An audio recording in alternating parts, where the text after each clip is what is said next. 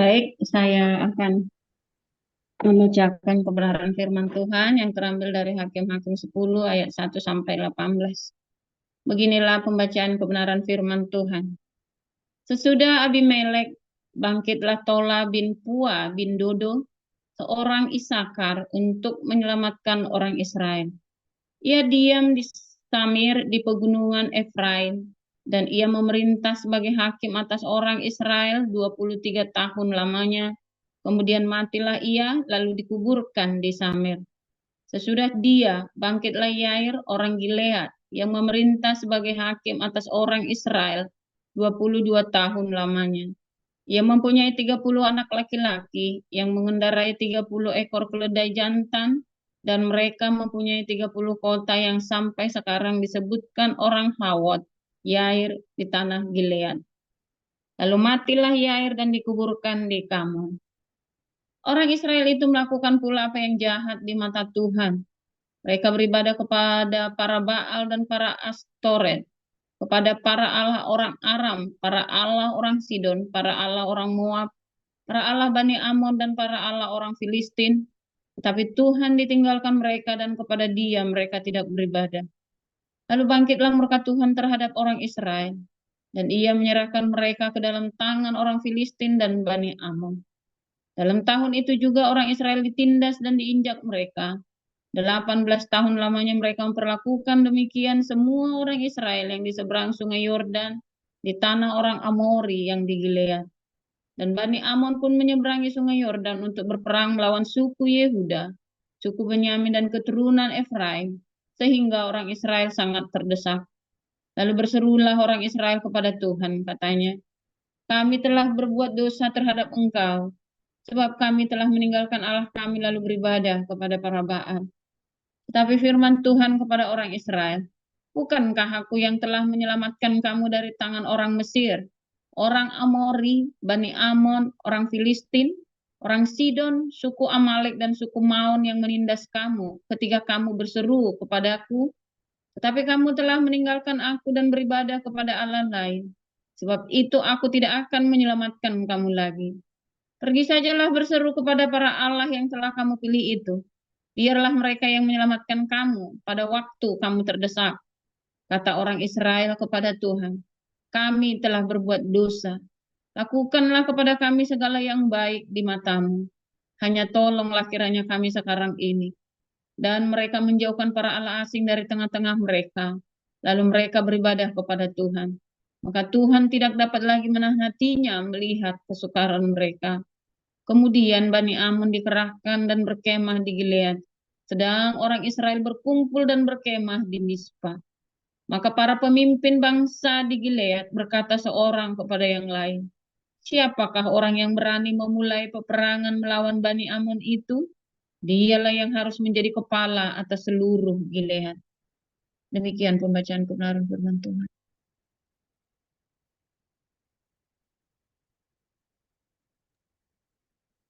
Dilanjut Pak Yudi Lesmana.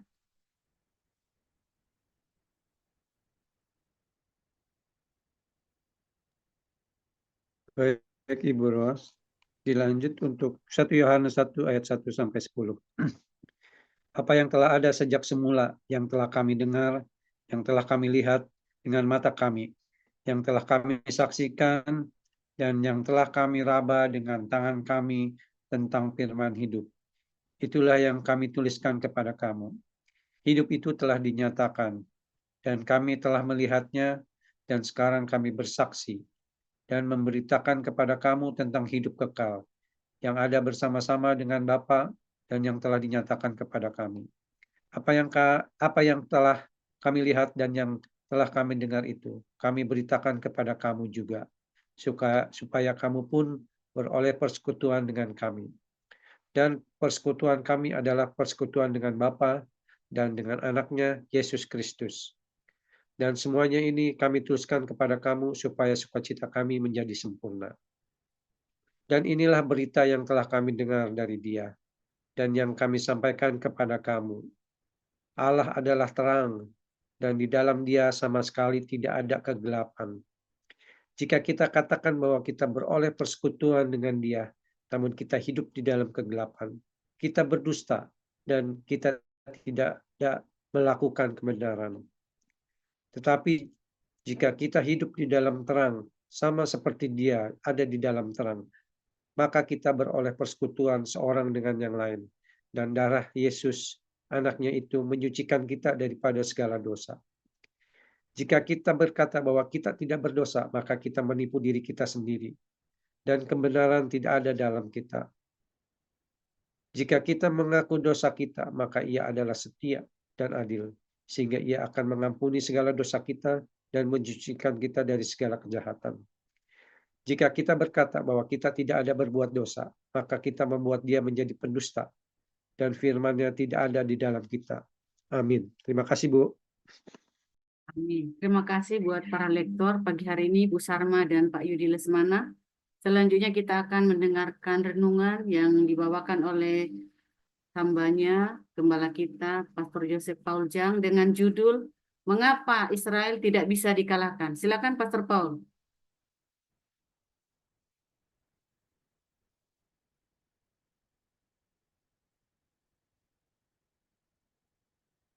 Suara saya kedengaran kah? Kedengeran, Pak. Oke, luar biasa. Kita lagi perjalanan dari Jerman ke Belanda. Tadi kita mandek di rumahnya Pak Andreas C. ya. Luar biasa, kita senang bisa ketemu Pak Iman, Pak Andreas, Pak Paul Dere di Amerika. Ya. Sesuatu yang di dunia maya bisa nyata ya, rasanya kok sesuatu banget. Tadi di Frankfurt di pom bensin ketemu sama orang Batak satu, Siregar. Apa tadi marganya? Marganya apa tadi? Ira. Ira, Siapa yang di tadi? Yang di itu? yang pegawai pom bensin. Iya, ini pom bensin. Ira Siregar kalau nggak salah namanya ya. Ya ngomong bahasa Indonesia udah nggak lancar. Tapi begitu kita ngomong bahasa Indonesia dia nyapa. Terus nyapa bahasa Indonesia kita kaget loh, bahasa Indonesia. Saya pikir dia orang dari Vietnam atau apa ya, karena putih ya, sipit. Nggak taunya marga Siregar dia. Terus sudah kita ngobrol-ngobrol lagi, senang saudara ya, ketemu, nggak sengaja semua tuh. Aduh, siapa nanya, oh ya saya Ira, itu. Oh ya, saya Paul Sang. Wah, heboh dia saudara langsung ya. Dia. Nah, tapi senang, pokoknya intinya kita senang ketemu semua saudara ya, kita senang bisa ketemu, saya doakan tadi ya, saya doakan. Luar biasa saudara ya.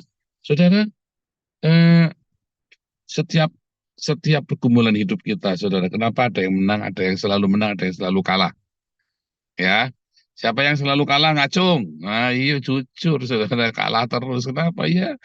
Nah itu ya, kenapa ada yang selalu menang, tapi ada yang selalu kalah. Israel dulu kalah menang. Sekarang kalau Anda tanya orang Israel, nggak bakal kalah saudara, tidak bakal kalah. Anda lihat ya, sekali lagi ya, bolak-balik ya, dikeroyok kayak apa ya, nggak bakal kalah saudara. Karena apa saudara? Karena ada pergumulan. Kata Israel itu ya, artinya bergumul dengan Allah ya. Artinya bergumul dari kata sur dan el ya. Anda kalau baca di dalam Hosea 12 ayat 4 itu ya, wa yisara el ya, dan bergumul dengan el. Yisar el. Itulah dari kata Israel itu ya, bergumul dengan el. Atau el, memerintah. Ya, sebetulnya artinya juga memerintah. Atau el adalah pemimpin. Jadi ketika di dalam pergumulannya, sebenarnya maknanya, jadi maknanya apa? Dari kata bergumul dengan Allah, ya, terus el yang ada el yang memerintah. Lalu artinya sebenarnya apa? Artinya sebenarnya adalah di dalam pergumulanmu, biarlah sang el yang memimpin hidupmu, saudara. Itu maksudnya begitu ya. Jadi kata Israel artinya bergumul dengan Allah, tapi Allah yang memberkatimu, saudara. Makanya di dalam pergumulan itu, kan si Yakub kan nggak mau melepaskan malaikat kan? Nggak mau. Kamu tidak boleh pergi sebelum memberkati aku. Nah, itu sebenarnya makna dari kata kamu tidak boleh pergi sebelum memberkati aku. Pergumulan itu bukan pergumulan secara fisik ya, itu kan sebuah metafora, saudara ya. Sebuah metafora bahwa ada satu pergumulan dalam hidupnya dia berperang melawan hidupnya dia sendiri. Ya, lalu dia berharap kepada Sang El. Makanya ketika di pagi hari dia tidak mau lepaskan sampai dia bilang engkau harus memberkati aku dulu. Artinya apa saudara? Di dalam pergumulannya si Yakub ini dia bilang, aku butuh engkau Tuhan, jangan lepaskan aku. Saudara, apapun pergumulan hidupmu saudara, walaupun kelihatannya kalah, kelihatannya kamu dihina, kelihatannya kamu dirugikan, kelihatannya kamu sudah tidak mungkin, sudah tidak ada pengharapan. Yang kamu harus bilang itu satu saudara. Ini kalimat mantranya saudara ya. Saya ajari Anda. Ini biasanya sudah di spotlight belum ya? Udah ya, thank you ya. Jadi yang harus Anda pelajari mantranya ini saudara ya. Apapun Tuhan, jangan lepaskan aku. Itu kalimat mantranya, saudara ya. Apapun Tuhan, jangan lepaskan aku. Apapun Tuhan Yesus, jangan lepaskan aku dari tanganmu. Biarlah aku jalan dengan berkat-Mu. Ada lagunya juga ya. Si William nyanyi bagus ya, waktu Musa Tuhan nggak mau jalan lagi sama Israel. Terus Musa bilang, kalau engkau tidak jalan bersama aku, kamu jangan suruh kami pergi kemana-mana. Ya bila kau tak besertaku, ku tak mampu berjalan, ku perlu Tuhan, bimbing langkahku di setiap waktu. Ya saudara ya. Jadi saudara dalam pergumulanmu kamu harus bilang, walaupun udah capek, udah di titik yang paling dasar dalam hidupmu saudara ya. Yang satu yang harus kamu katakan, Tuhan, apapun Tuhan. Ya, apapun Tuhan. Kalau engkau tak berjalan dengan aku, janganlah suruh kami pergi kemana-mana. Ya, engkau harus jalan sama aku Tuhan. Ya, Musa ya, itu Musa ya. Jadi Tuhan udah nggak mau jalan lagi karena marah ya. Nah, makanya Musa bilang, jangan Tuhan. Bilang kau tak berjalan bersama denganku. Aku tak mau berjalan. Jadi harus minta bimbingan Tuhan. Nah, Israel selama 2000 tahun, mereka tahu itu, saudara. Mereka dihajar, dihabisi. Itulah sebabnya kan saya sering bolak-balik cerita sama kalian ya. Saya tanya sama orang Yahudi ini, kalian tuh dihajar sama Tuhan begitu rupa, kalian tidak marah sama Tuhan. Enggak, itu memang kesalahannya kami. Itu salahnya kami karena kami meninggalkan Tuhan.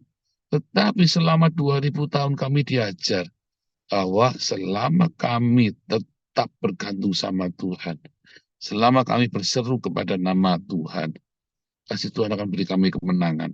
Itu orang pintar yang ngomong saudara ya, bukan jadi bukan klinik ini orang pintar ya, bukan kayak orang Islam yang pokoknya iman ini bukan saudara. Dia memaknai Yehova itu kalau Anda membaca ya makna Allah itu makna the meaning of God for the Israel itu ternyata beda dengan kita saudara ya. Tapi sama dengan sang cinta itu ya, bahwa sang cinta itulah yang menguasai mereka. Mereka tidak berkata God itu ada satu orang sosok jenggotan, enggak saudara.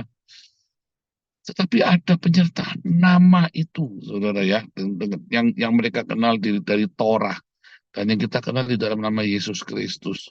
Kalau kita sepakat ya, kita bilang sama Tuhan Yesus, Tuhan jangan tinggalkan aku Tuhan.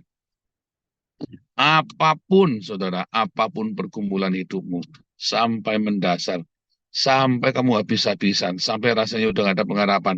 Mantranya satu saudara, diingat-ingat. Tuhan Yesus jangan lepaskan aku dari tanganmu, apapun boleh terjadi. Jangan lepaskan aku dari tanganmu.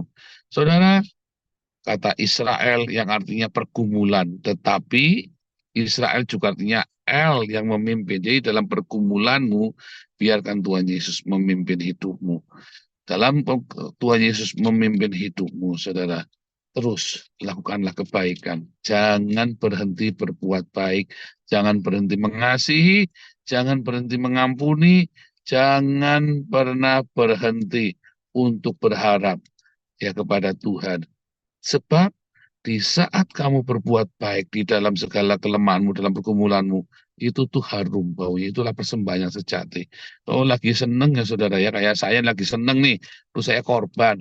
Ya biasa memang seharusnya saya harus begitu. Ya. Tapi kalau kamu lagi susah, kamu berkorban, kamu lagi susah, kamu mengasihi, mengampuni, itu harum baunya, saudara, bagi Tuhan. Kalau kayak saya memang sudah seharusnya mempersembahkan korban. Ya, sudah seharusnya saya tuh mempersembahkan korban bakaran bagi Tuhan. Orang fitnah saya enggak usah marah. Sudah seharusnya loh saya diberkati kok. Tetapi kalau kamu lagi sial, hidupmu lagi di bawah, dan kamu mempersembahkan korban bakaran itu, kamu tetap mengasihi, kamu tetap berbuat baik dengan satu pengharapan, ngomong, Tuhan, besertalah denganku dalam pergumulan hidupku, Tuhan, jangan lepaskan. Buktinya bahwa kamu berkata, Tuhan jangan lepaskan aku adalah dengan apa kita terus berbuat baik. Aku berbuat baik Tuhan karena Tuhan suruh. Walaupun aku nggak suka. Tuhan aku berbuat baik. Aku mengampuni. Oke Tuhan aku lepaskan karena Tuhan yang suruh. Oke Tuhan aku mengampuni. Oke Tuhan aku akan berdiakonia karena Tuhan yang suruh sekalipun aku sedang kekurangan. Itu yang namanya bergumul dengan L, saudara.